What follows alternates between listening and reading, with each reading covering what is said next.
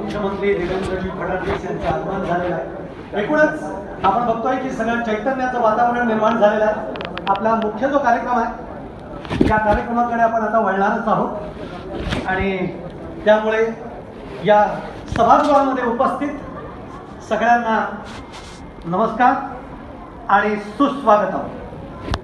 खरं तर उपस्थित मान्यवर पाहुणे आणि बंधू भगिनींचं मी सुहास घटवाई मनपूर्वक स्वागत